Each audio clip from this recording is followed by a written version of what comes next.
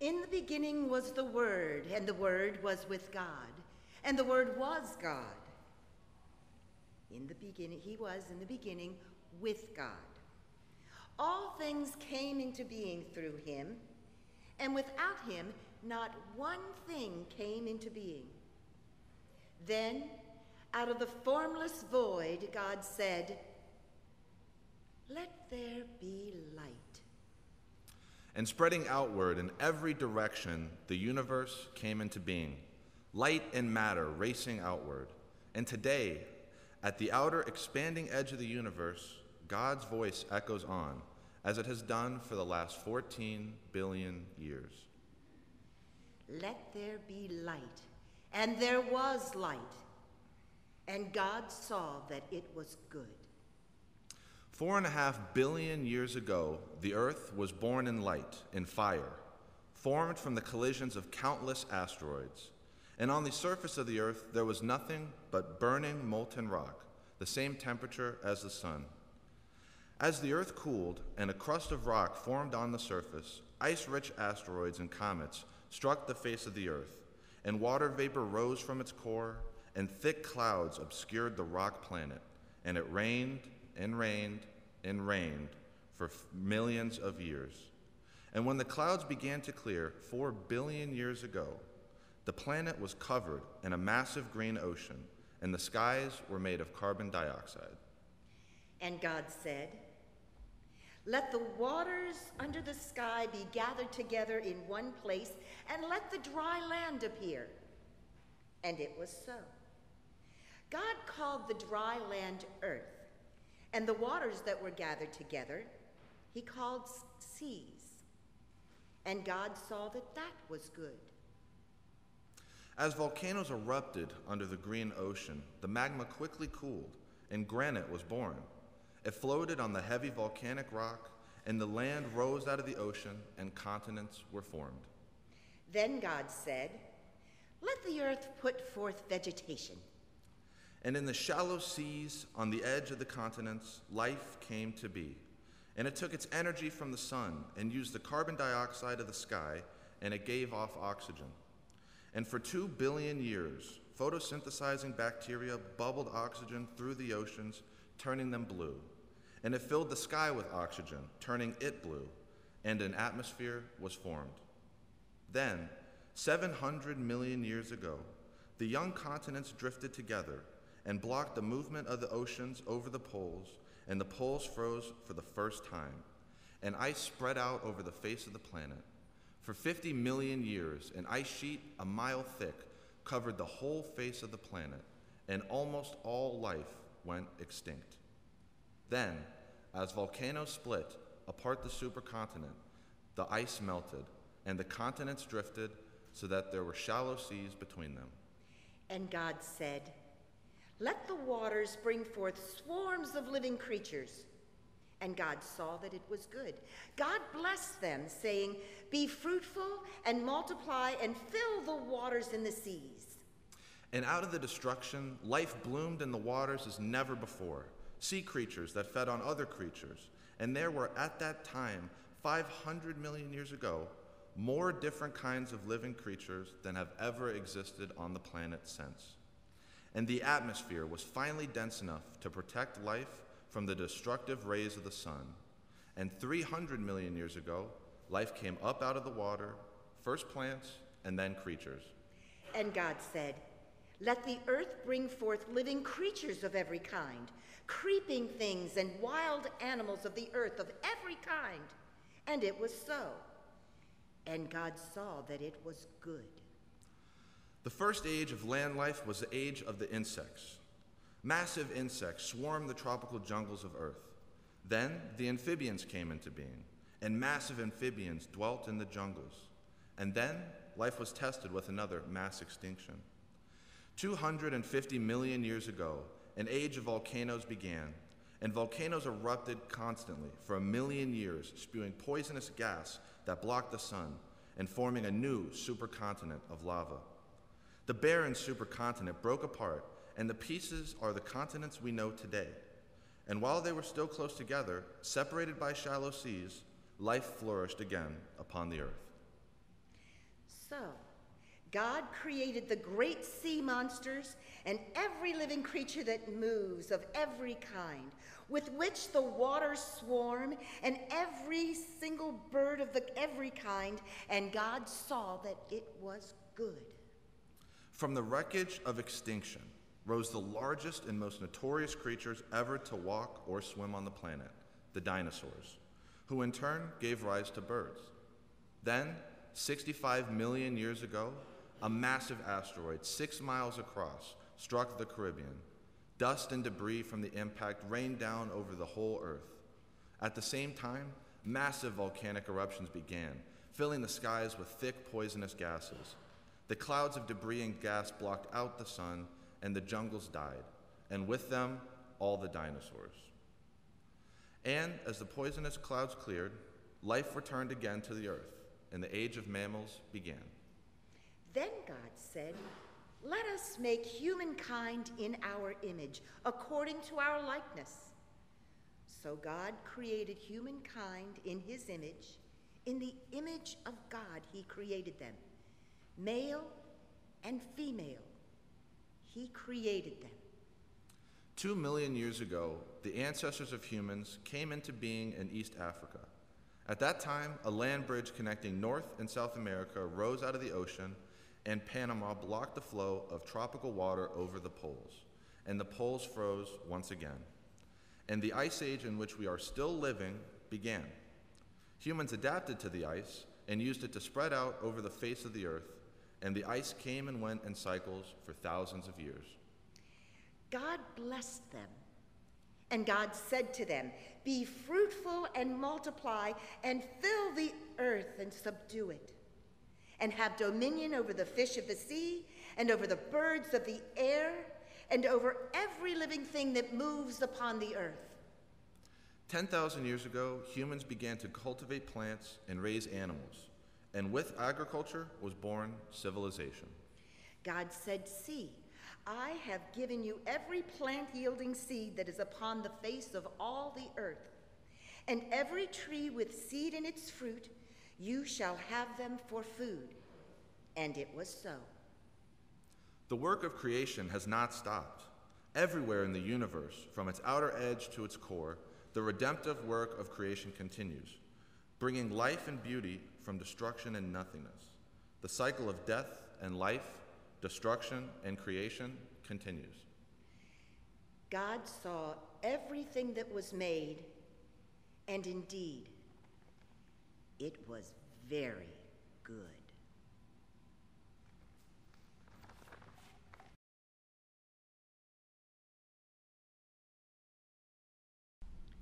A reading from the book of Genesis. Our Creator God took the first man, Adam, and put him in the Garden of Eden to work it and take care of it. And God commanded the man, "You are free to eat from any tree in the garden, but you must not eat from the tree of knowledge of good and evil, for when you eat from it, you will certainly die." And then God thought, "It is not good for the man to be alone. I will make him a helper suitable for him." So God caused the man to fall into a deep sleep. And while he was sleeping, God took one of the man's ribs and then closed up the place with flesh. Then God made a woman from the rib he had taken out of the man, and God brought her to the man. The man said, "This is now bone of my bones and flesh of my flesh. She shall be called woman, for she was taken out of man." Adam and Eve were both naked, and they felt no shame. When Eve saw that the fruit of the tree was good for food and pleasing to the eye, and also desirable for gaining wisdom, she took some and ate it. She also gave some to Adam, who was with her, and he ate it. Then their eyes were opened, and they realized they were naked. So they sewed fig leaves together and made coverings for themselves. Then Adam and Eve heard the sound of God as God was walking in the garden in the cool of the day, and they hid from God among the trees of the garden. But God called out, "Oh, Adam, where are you?" And Adam answered, "I heard you, but I was afraid because I was naked, so I hid."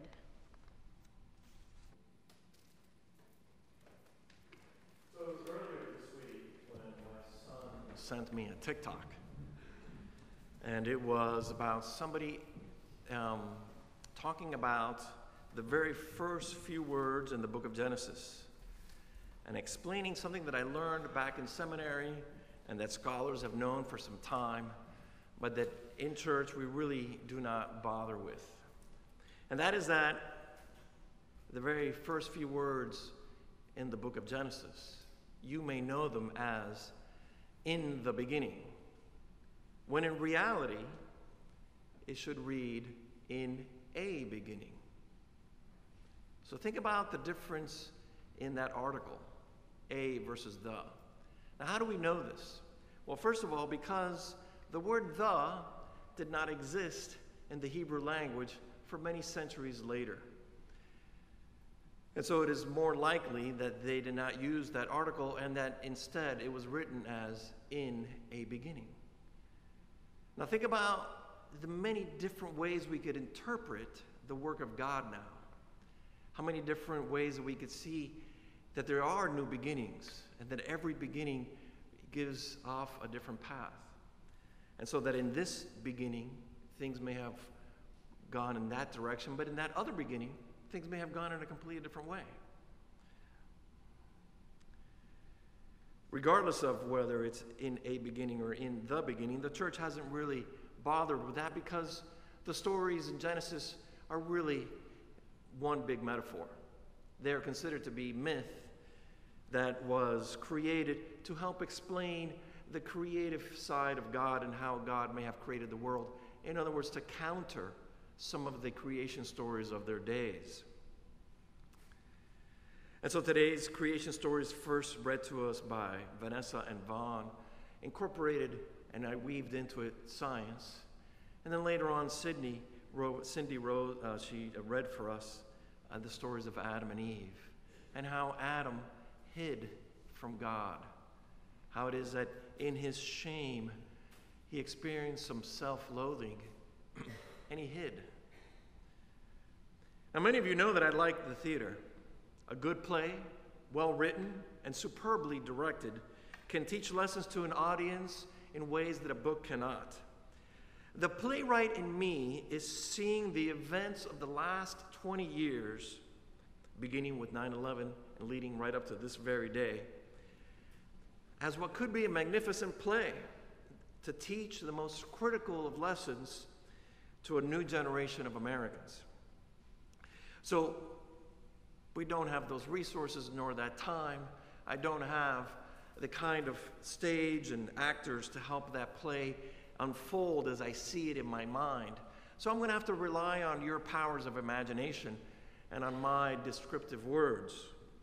That together we might be able to imagine a stage set before us, the cast of characters and the songs that might emerge from that musical, into a sermon, weaving it all together. Won't you please pray with me? May the words from my mouth and the meditation of all of our hearts be acceptable to you, O God, our rock and our Redeemer. Amen. Grace and peace be with you on this day. Do you remember the feeling of disbelief on 9/11? The curtain rose, suddenly revealing right before our eyes a shocking display of violence. Do you remember those first few hours, everybody asking, how can this be? What is happening? Many of us were spectators, seated in the audience, enjoying our morning when these horrific scenes transpired before our very eyes. And then, stage right, entered the many heroes. People across the nation donated blood, neighbors reaching out to neighbors, and even those of us who were not directly affected by the act of terrorism sang a song of grief along with the rest of the nation. 9/11 became one of those days that divided time. From that day forth, life would be described as before 9/11 or after 9/11. I remember people saying that 9/11 could have been avoided if only America had, as a nation, been more compassionate and less imperial. When I heard those words, I have to tell you, I couldn't believe my ears. How dare they? How dare they speak such words, suggesting that we brought this upon ourselves? And that's when the anger kicked in. A new song was sung now, one that stimulated the blood and the roots, and we rooted on for the soldiers that were being sent off to war. But then, life continued, and despite the war, and despite the global conflict, at the individual level, each and every one of us, our own challenges arose, our own limitations came forth, our own fears and doubts that we had to struggle with were part of the reality. Stage left. Enter a woman that we all know. Her story is familiar and all too common. We have all met her because, sadly, she is in every community.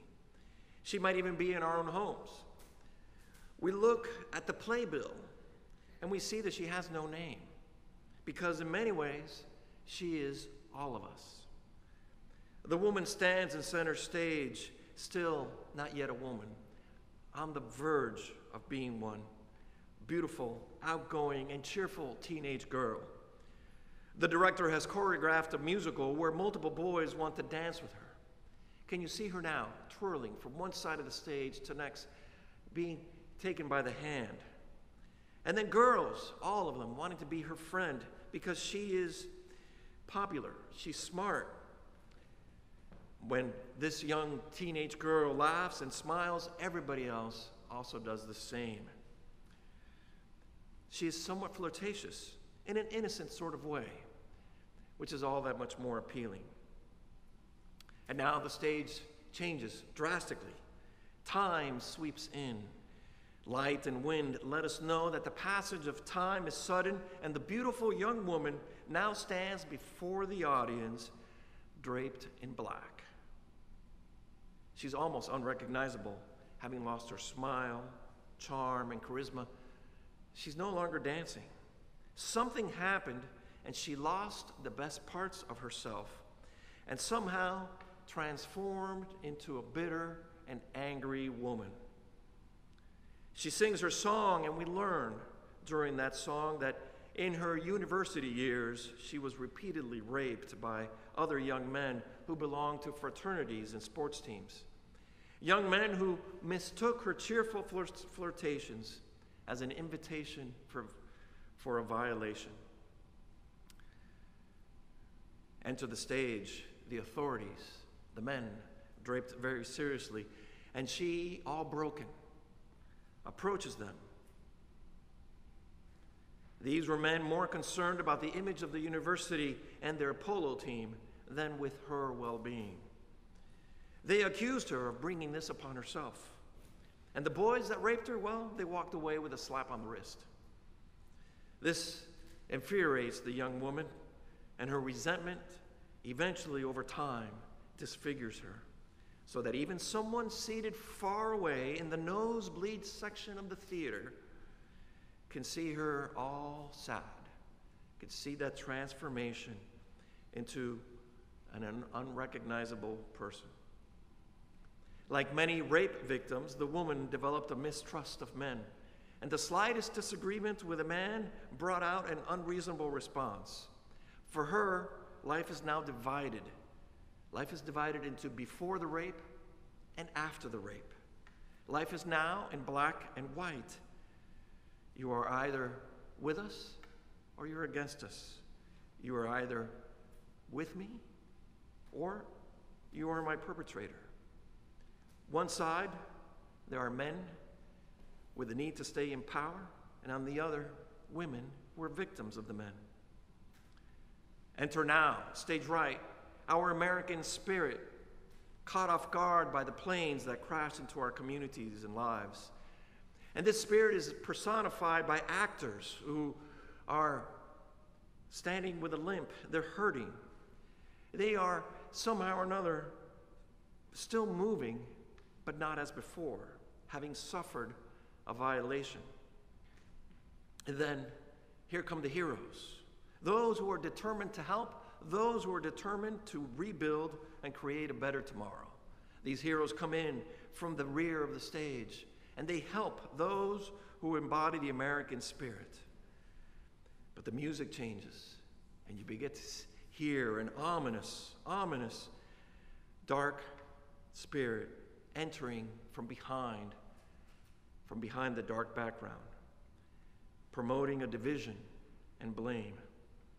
It pushes aside the heroes and it moves to center stage, seeking to become the lead role. And so the stage is now divided because our world and our communities are divided. On one side of the division is a wrongful spirit that grows unchecked, promoting hate speech, neighbors turning against neighbors, and government legislators refusing to work with each other. And when we aren't angry, we're indifferent and superficial. Stage front, enter the Kardashians. Enter all the vain and superficial things that we distract ourselves with so that we do not have to think about the grief and the pain that we may have suffered. And so it is that consumerism hits an all-time high, and people quickly filled their minds with nonsense, while our soldiers fought a war in two fronts. And that's when a new character steps forward, a narrator, a wise person dressed in white who looks at the audience and asks an introspective question. Is war the only way of ensuring peace? What lessons can we draw from this conflict, from these last 20 years? What lessons will we learn? The narrator brings in a passage from the Bible, a story of creation classified as a myth. It's the story of Adam doing what he knows that he shouldn't be doing and then hiding it from God. He did not want God to see his sin, nor did he want to face it himself. And in so doing, he created a larger sin. Adam's shame led to self-loathing, which became unbearable. For you see, self-loathing is a rejection of our Creator God. How could such a beautiful being not love itself? The audience is smart. It sees the genius in the Genesis story as a lesson that describes the human condition. It's the story of lost innocence, of how we lose the best parts of ourselves, and in the process become separated from God. Paradise is not so much a fictional place, but rather a harmonious state of being, a harmonious state of loving. The overwhelming message of the creation story is that God looked at what had been created and God thought that it was good. God is pleased with every living creature in creation, and that includes us. Regardless of what we may have done, regardless of how we may have failed, we are loved by God. And a new voice is heard in the theater of life. It's the voice of God calling out for us. What will we do? Will we be like Adam and hide? Or will we step forward? The narrator brings in science to the stage. The orchestra and string quartet play a riveting piece as common ground is built between the two fields. The audience looks on with a deeper understanding and appreciation for the poetic weaving of science and faith. And we smile when we see how science has reached the same conclusion as our faith. The universe is still expanding, and worlds are still being created. In other words, the Creator is still creating, not just in faraway galaxies, but here on earth, here in our lives.